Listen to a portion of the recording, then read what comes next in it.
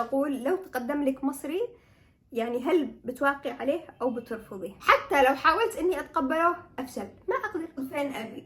أنا عارفة إيش قصدك. دائما أهل الصعيد اللي هم أهل الصعيد الأصل مواقفهم تكون أو مستندات أو إثباتات من جالس يصرف علي. هل أبي؟ لا. هل في عنصرية في مصر تجاه اليمنيين؟ مصر أحلى أو تركيا؟ هل كان في حد معارضك من أهلك؟ مع الأسف البنات اليمنيات اللي بيظهرن في السوشيال ميديا. السلام عليكم، كيف حالكم؟ إن شاء الله أن أنتم تكونوا بألف خير وصحة وعافية يا رب، وأنتم جالسين تشوفوا هذا الفيديو على قناتي هبة سكاي.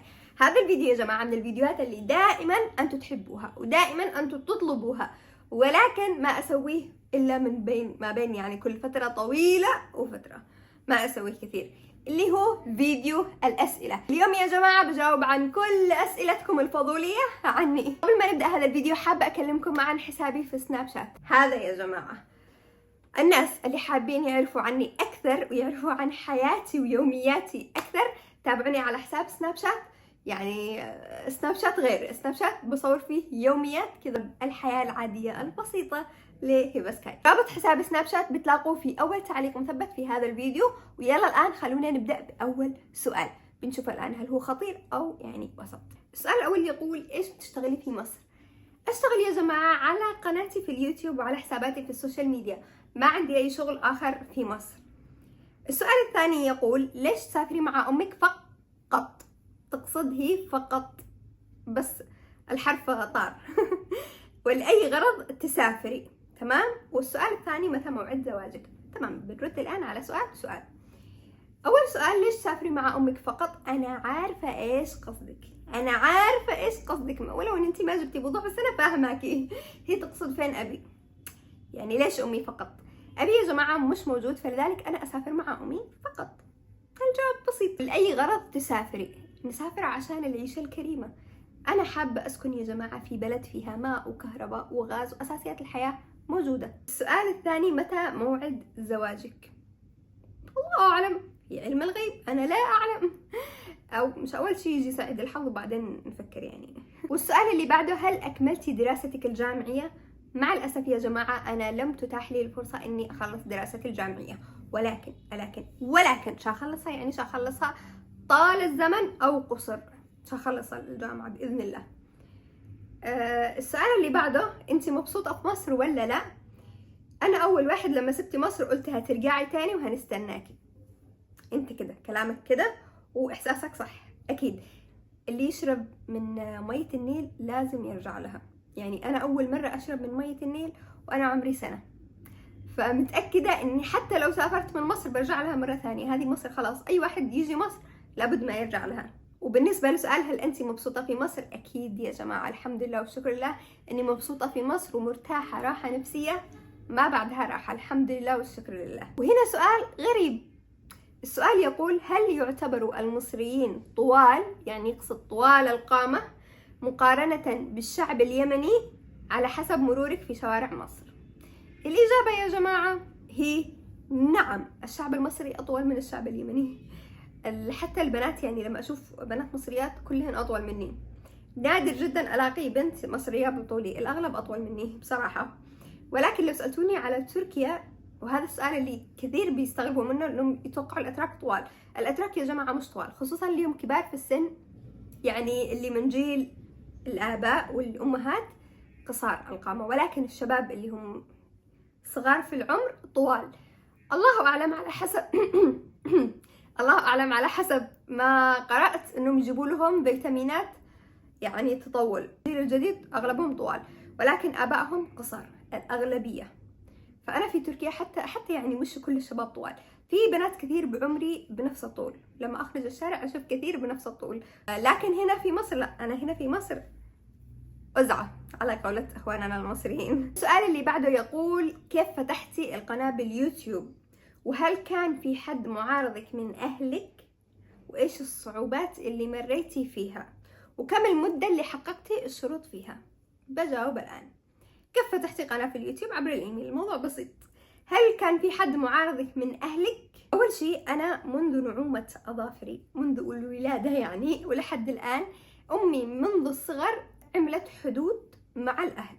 هذا الحدود اللي أمي عملته أنقذنا في الكبر. وأمي سوت هذا الحدود عشان تحمينا لأنها هي تضررت من هذا الشيء، فلذلك عشان إحنا ما نتضرر بنفس الطريقة قررت هذا الشيء، وفعلا يعني كان قرار صحيح، وأنا يعني أشكرها على هذا القرار. ما في حد قدم لي انتقاد لأمام وجهي أو قال لي ليش تطلعي وما تطلعي ومدري إيش، أبدا أبدا. بالعكس أي حد من الأسرة كلمني كان بيكلمني ويقول ما شاء الله عليكي. وحتى لما في زيارات أو شيء أيام اليمن ما أروح عند أي ناس من الأهل، بالعكس كانهم لما يستقبلوني يقولوا أهلا بالمشهورة حقنا. كثير من الأسرة متابعين لي وجالسين يسووا لي لايكات. طبعا ما أخفيكم بما أنكم يعني عائلتي الثانية، في ناس أقارب قريبين جدا مع الناس اللي هم بيتابعوني أو منفتحين لموضوع ظهور البنت في السوشيال ميديا وشغلها في السوشيال ميديا، بيقولوا لهم أيوة هذه قريبتنا وهذه تقرب لنا وهذه وهذه وهذه، ومدح مدح مدح مدح. وإذا قابلوا أشخاص من النوعية اللي هم ضد ظهور البنت في السوشيال ميديا وشغلها في السوشيال ميديا، بيقول لهم أيوة معكم حق، هي كذا وكذا وكذا وكذا، ما ينفع، إحنا مش راضيين، وإحنا لا لا لا لا لا لا من هذا الكلام. ولكن أمامي بيقولوا لي منورة الشاشة يا هبة، منورة الشاشة والفيديوهات رهيبة. وخلاصة الموضوع إنه أمامي ما في أي معارضة ولا في أي انتقاد أبدا أبدا أبدا. بالنسبة لإيش الصعوبات اللي مريتي فيها، كل صناع المحتوى بيمروا بفترات تكون محبطة في مجال عملهم في السوشيال ميديا.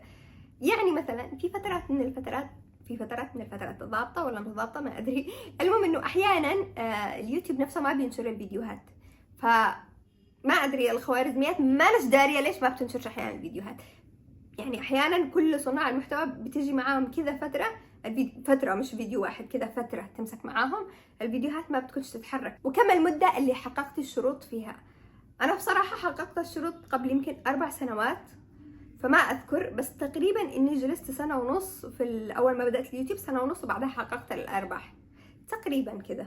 هنا سؤال يقول إيش أكثر انتقاد أزعجك كفتاة يمنية بسبب ظهورك على مواقع التواصل الاجتماعي؟ طبعا كلكم تعرفوا انه مع الاسف البنات اليمنيات اللي بيظهرن في السوشيال ميديا بيلاقين انتقادات كثيره، ولكن انا الحمد لله اقدر اقول اني يمكن اقل بنت يمنيه لاقت انتقادات في ظهورها في السوشيال ميديا. اغلب التعليقات اللي من اليمنيين اللي بيتابعوني او شافوا فيديوهاتي اغلبها تعليقات ايجابيه، مدح وتشجيع وتحفيز على اني استمر. الانتقادات شيء بسيط جدا لا يذكر، الحمد لله والشكر لله. وهنا سؤال يقول لو تقدم لك مصري يعني هل بتوافقي عليه او بترفضيه؟ هذا السؤال نفسه انسأل لي قبل تقريبا 4 أو 5 سنوات ناقص شوي. زمان ما حددت الاسباب ولا جاوبت بشكل واضح، ولكن الان بحاول اجاوب عشان افيدكم وافيد الشباب اللي ناويين يعني يتخذوا خطوة الزواج بشكل عام، شباب وشابات جمع. المهم يا جماعة حطيت التليفون عشان أشرح لكم وجهة نظري الحالية اللي قد ربما تكون صح قد ربما تكون خطأ، والله أعلم. وطبعا الإنسان كلما يكبر بالعمر كلما تتغير وجهة نظره، فممكن وجهة نظري هذه تتغير بعد كم سنة، لأنه وجهة نظري هذه قبل كذا سنة ما كانتش موجودة، ما كان لها وجود أصلا، ولكن حاليا في عمر 25 يعني نظرتي للموضوع هكذا. والفكرة مش بالجنسية، احنا كلنا مسلمين وما فيش فرق بيننا ابدا، ولكن الفكرة كالتالي: كلما زادت الاختلافات بين الشخصين كلما كثرت المشاكل، وكلما قلت الاختلافات بين الشخصين كلما قلت المشاكل. كثير من الزواجات بتفشل حتى لو كانوا عيال عم، حتى لو كانوا من نفس الدولة، حتى لو كانوا من نفس المدينة، حتى لو كان من جنسيتين مختلفتين. بسبب ايش؟ بسبب كثرة الاختلاف.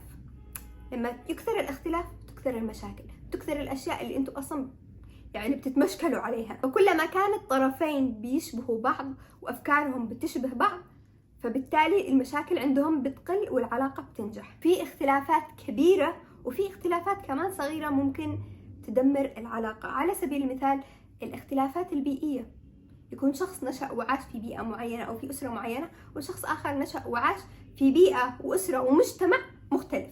على سبيل المثال هذه الأسرة تمام، عندهم البنت لازم إن هي تدرس وتشتغل وتأمن حياتها ويكون لها مصدر دخل خاص، كذا عاداتهم الأسرة، كل بناتها كذا، ونشأوا وكبروا دخلوا هذه الثقافة في راس أولادهم. وأيضا المحيط كله اللي هم يتعاملوا معاه من الأسر اللي يعرفوها وإلى آخره ماشيين بنفس هذا النسق أو النظام. أسرة ثانية في الاتجاه المقابل، هذه الأسرة من زمان وهم عندهم فكرة إن المرأة ما ينفع تشتغل والمرأة لبيت زوجها، تمام؟ أحيانا في ناس يعني ممكن يكون حتى دكتور جامعي أو إنسان متعلم ولكن عنده هذه الفكرة من زمان من أسرته ورثها كمان لأبنائه، تمام؟ فالفكرة هنا مش بالعلم، الفكرة بالتنشئة نفسها. هم هذه الأسرة بناتهم لما تكبر بيعلموهم الطبخ وأعمال المنزل وممنوع عليهم إنهم يدرسوا أو يشتغلوا، وعندهم هذا الشيء معيبة كبيرة. وكل الناس المحيطين اللي حولهم اللي يعرفوهم ومعارفهم والأسر اللي يعرفوها نفس الشيء، ثقافتهم كذا ومربين بناتهم على كذا، وأولادهم كمان متشربين لهذه الفكرة ومقتنعين فيها اقتناع تام. بعدين يكبروا الأولاد من هذه الأسرتين، فيجي الولد من هذه الأسرة على سبيل المثال الأسرة ألف يتزوج بنت من الأسرة باء. الشخص هذا اللي من الأسرة ألف خواته كلهن يشتغلين والبيئة اللي هو فيها كذا، فيتزوج هذه البنت اللي هي ما درستش أو حتى إن درست مثلا ما تعرف تشتغل وما عندها أي تقبل لفكرة إنها تشتغل، ما تشتغل، وهو يكون من طموحاته إن مثلا زوجته تشتغل، ولكن لأي سبب من الأسباب أصحابه قالوا هذه البنت مثلا حلوة أو إلى آخره وراح خطبها. بعد الزواج ما بيعرف يتقبلها أو يعيش معاها وهي بهذه الكيفية، مش لأنها غلط، لا، هي كبرت في أسرة هكذا وهي مقتنعة بهذا الشيء وراضية فيه تمام الرضا، فلا هي بتقدر تتقبله ولا هو بيقدر يتقبلها، فبالتالي بتحصل بينهم مشاكل وكل واحد مقتنع بفكرته ويحاول يقنع الثاني بهذه الفكرة وما بيقدروش يقتنعوا، لا هي بتقدر تقنعه ولا هو بيقدر يقنعها، فبالتالي بينفصلوا أو بيصبروا عشان الأولاد وبتكون حياتهم تعيسة. لو نعكس هذا المثل ونقول إنه شخص من الأسرة باء تزوج بنت من الأسرة ألف، هذا اللي من الأسرة باء عنده اقتناع أن البنت لابد أن تجلس في البيت وتخدم زوجها وممنوع تشتغل وممنوع انها تدرس. البنت من الأسرة ألف ما بتقدرش تتقبل هذه الفكرة ولا بتقدر تتكيف معاها، لا هي مقتنعة بفكره ولا هو مقتنع بفكرها، وقد ربما يعني كل واحد مقتنع ان فكرته صح، فما بيقدروا يتفاهموا. فهمتوني؟ هذا مثال واحد على الاختلافات الكبيرة اللي تخص الأفكار والاقتناعات والعادات، فما بالكم بالاختلافات الصغيرة. على سبيل المثال أسرة جيم وأسرة دال. الأسرة جيم كبرت أولادها منذ الطفولة على أن اللبس هذا شيء كمالي ومش أساسي، يعني مش مهم أنك تخرج بمظهر مرتب وشيك وأنيق. أسرة دال كبرت أولادها على أن المظهر شيء أساسي ومهم جدا، وما ينفعش تخرج الشارع إطلاقا إلا وأنت لابس لبس مرتب وشيك وألوانك منسقة. أسرة جيم المظهر عندها شيء كمالي، أسرة دال المظهر عندها شيء أساسي. شخص من هذه الأسرة وشخص من هذه الأسرة، بنت أو ولد مثلا، بيرتبطوا مع بعض ما بيقدروش يتكيفوا، مش شرط ان في أسرة من الأسر هي غلطانة. من ضمن الاختلافات البسيطة كمان أسرة ياء وأسرة واو. أسرة ياء عودت أولادها منذ الصغر على ضوابط معينة في طريقة الأكل. أسرة ياء ما عودت أولادها على أي ضوابط، بياكلوا بطريقة ما فيها أي ضوابط للأكل.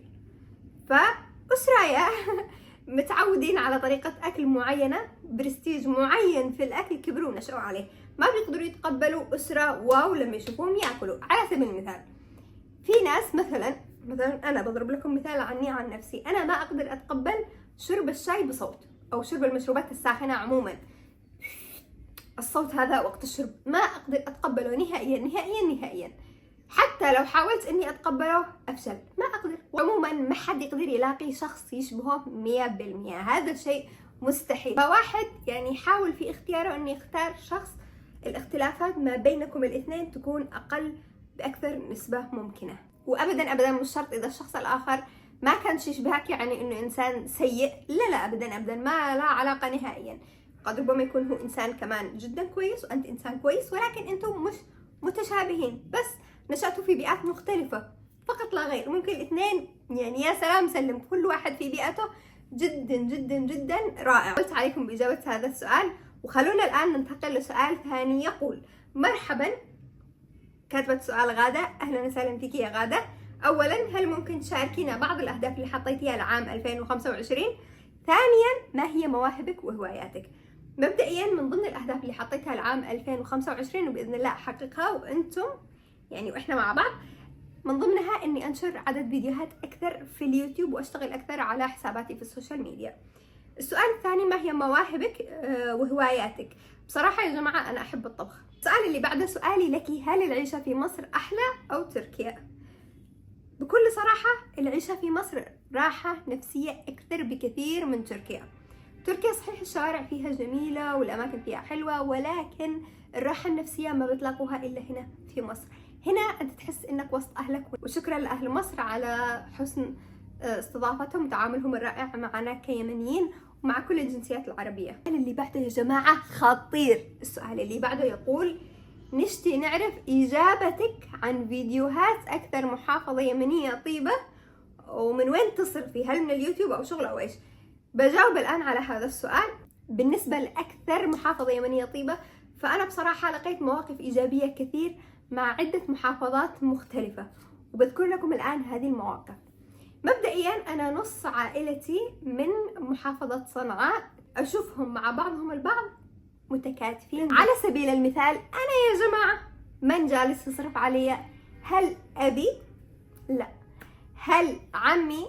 لا. من آخر سنوات في اليمن ولحد الآن خال أمي. أنتم متخيلين صلة القرابة؟ يعني خال أمي أخو جدتي، يعني هو أخو جدتي وأخوها من الأب فقط مش من الأم والأب. صحيح أن أمي بتصرف وأنا أيضا عندي دخلي الخاص من اليوتيوب والسوشيال ميديا، ولكن الشيء الأساسي بفضل الله ثم بفضل خال أمي. خال أمي عبد الإله، تخيلوا أنه بعمرنا ما طلبنا منه، لا أنا ولا أمي، ولكن هو عمل كذا من تلقاء نفسه. لما عرف أنه إحنا نحتاج حد يوقف معانا، وقف معانا من تلقاء نفسه. تخيلوا يا جماعة أنه قبل 4 سنين تقريبا اتصلت له وقلت له شكرا انك جالس تدعمنا وواقف معانا لحد الان. تخيلوا يا جماعه ايش قال لي؟ قال لي لا تشكريني، قال لي لا تشكريني ابدا، اشكري الله. مش منتظر لا شكر ولا عرفان ولا مدح ولا تواصل. الانسان اللي حابب يقدم شيء او يخدمك او يساعدك او يسوي لك اي شيء ما بيتعذر. الاعذار سهله، اي واحد يشتي يتخلص من مسؤولياته وواجباته بيتعذر بكل سهولة. حابة أشكره أمام آلاف من الأشخاص، وأنا أتمنى إن شاء الله لما أكبر شوية وأموري المادية تتحسن وأكون قادرة إني أكون مثل خالد، أدعم الناس اللي تحتاج. يعني أي حد يطلب مني مساعدة أوقف معه، سواء كانت مادية أو في مجال العمل أو حتى خدمة بالمجهود. لأنه كمان في شخص آخر بتكلم عليه الآن كان دائما يساعدنا بالمجهود في تركيا. الشخص هذا صغير عمرا، أصغر مني بكثير، وهو يعني أخي الصغير بإذن الله من الآن إلى يوم ما أموت بإذن الله. الشخص هذا وقف معنا في تركيا وقفة كبيرة بالمعاملات تبع الإقامة، وبكل شيء كنا نحتاج فيه حد يترجم لنا أو يعرفنا على الأماكن. كان يجي وهو مريض وما يقول أنا مريض وأنا تعب وأنا جيت عشانكم وأنا مدري إيش، وأنا ما يقول كذا. إحنا بس نشوفه تعبان نسأله أنت مريض، يقول أيوة. أخي الصغير هذا اللي وقف معانا أيام تركيا وما كان منتظر مننا أي مقابل اسمه عاصم ومن محافظة تعز. ألف شكر له وأنا جدا ممنونة له. وكمان في ناس كثير بصراحة من أهل تعز وقفوا معنا. تعز كمان في الأستاذ عدنان هو عائلته. في كمان شخص من مارب وقف معنا وقفة قوية جدا، وفعلا ما نقدر نجازيه أبدا. هذا الإنسان من أنبل الناس اللي عرفناهم. الأشخاص اللي وقفوا معنا بدون ما ينتظروا أي مقابل ابن خالتي، وبالنسبة لي هو أخي الكبير عبد الله من محافظة عمران.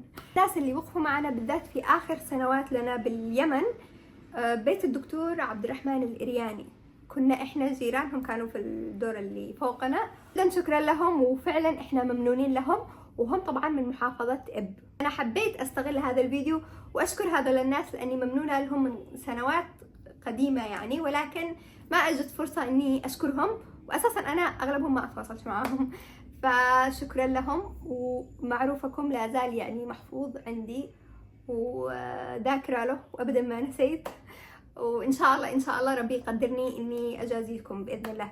مش هذا ولا بس، القائمة طويلة، في ناس كثير ما ذكرتهم. هؤلاء الأشخاص وقفوا معنا وهم مش مسؤولين عننا، وقفوا معنا بدون ما ينتظروا مقابل أو شكر أو تواصل أو مستندات أو إثباتات، رغم إنه في ناس بيكونوا مسؤولين عن أشخاص آخرين، مسؤولين دينا وشرعا وقانونا وعرفا وأيضا فطريا، يعني بالفطرة اللي خلقها الله للإنسان وحتى للحيوان، مسؤولين عن هذول الأشخاص، ولكن بيتخلوا عن مسؤولياتهم وعن واجباتهم بكل سهولة، بيتعذروا وبيجيبوا أعذار وتبريرات للناس والمجتمع المحيط وخلاص انتهى الموضوع. آخر سؤال يقول: هل في عنصرية في مصر تجاه اليمنيين؟